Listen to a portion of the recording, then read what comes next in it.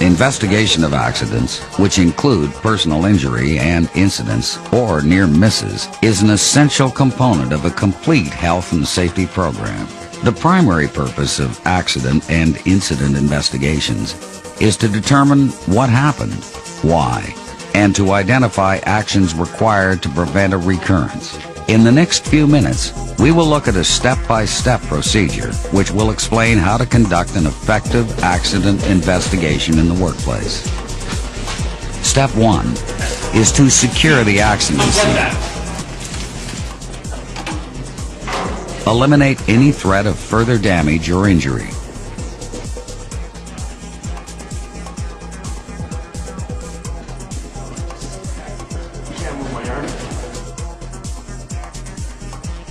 Attend to the injured worker. If at all possible, do not disturb the scene or move any physical evidence. This will minimize guesswork during the investigation. Mike, we need to find out what happened here.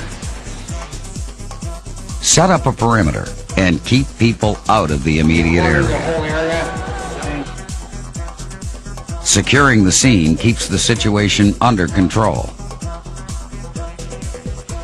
In cases of a death or critical injury, immediate notification to the Ministry of Labor is required, followed by a detailed written report. An investigation by a ministry inspector is also likely. Caution: the scene must be preserved and undisturbed until their investigation is complete.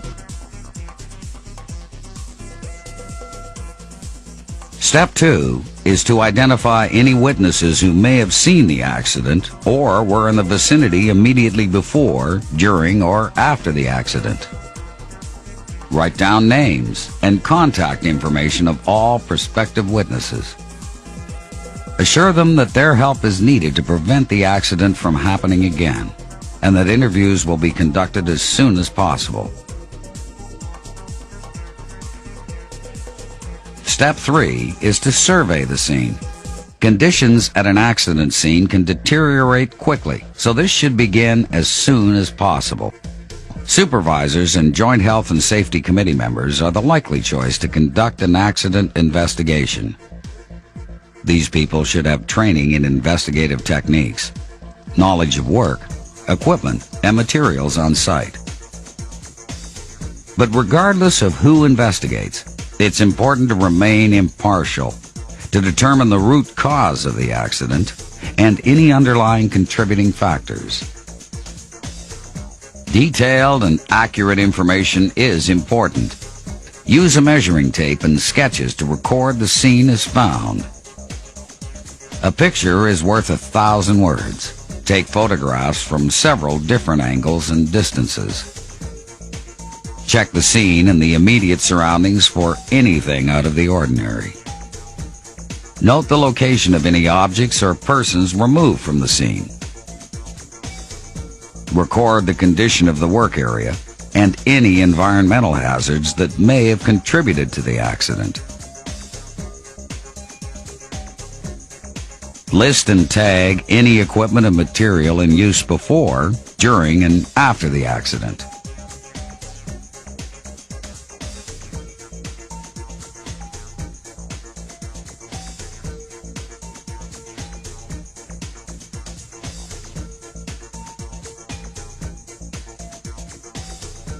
When the ministry inspector arrives on site, cooperate fully and provide all possible assistance. Once the inspector has released the accident scene, you can begin to gather evidence based on the physical objects involved. Remember that you're looking for both the root cause of the accident and any possible contributing factors. I'm on the mezzanine. Send up an electrician. When dealing with work, equipment, or material that is not within your expertise, get help. The condition of any tools or equipment that may have been involved should be checked for signs of damage, malfunction, or missing components. Don't overlook any piece of physical evidence. people, equipment, materials, environment, processes. Any or all of these conditions could prove to be significant factors contributing to an accident. Accurate information will likely be forthcoming when memories are still fresh. So, plan to interview witnesses as soon as possible. Interview on a one-to-one basis, preferably at the scene so the witness can better recall the event. Ask for the witness's account of the accident. Let the witness speak and describe observations. The first time, just listen. The second time, take notes to ensure that nothing is forgotten. Ask questions which will help to determine the events before, during, and after the accident.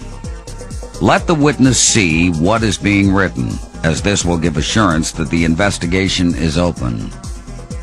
Always close the interview on a positive note. Thank the witness for helping. Witnesses have been identified and interviewed.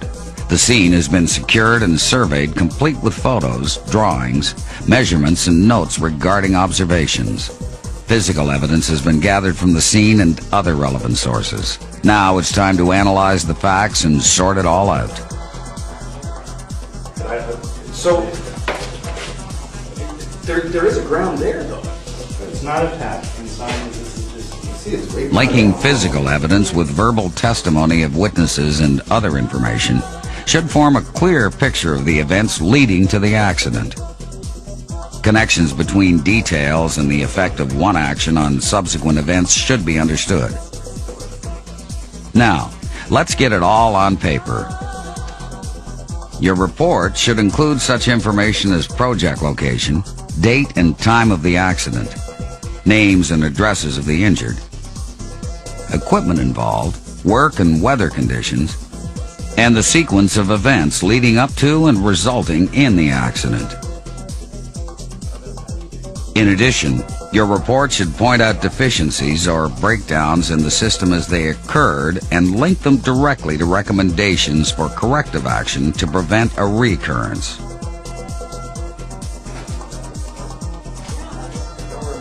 Finally, for your written accident report to be of any real benefit, it should be shared with company management and other interested parties. You may also be required by law to submit your report to regulating authorities, such as the Ministry of Labor. Okay, thanks. We got things to do. Let's go. Now is the time to follow up by ensuring that selected control measures are immediately implemented.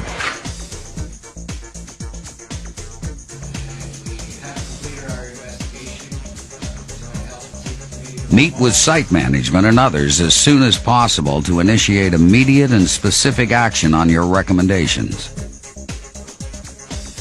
New worker orientation, regular inspection of tools and equipment, and safe work procedures are just a few of the deficiencies where recommendations for improvement were identified. Supervisors, health and safety representatives, and members of joint health and safety committees have a responsibility to advise workers about any existing or possible danger to their health and safety.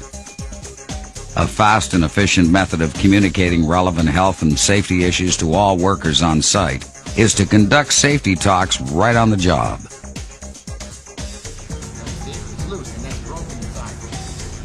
Yeah, so that's what caused the accident. That's what caused Rob's accident. Safety talks provide an opportunity to reinforce health and safety requirements for tools, equipment, materials, and procedures that workers use every day or for specific kinds of jobs. Regular safety talks with every crew on the job will send a strong message that project management is serious about the health and safety of every worker on the site.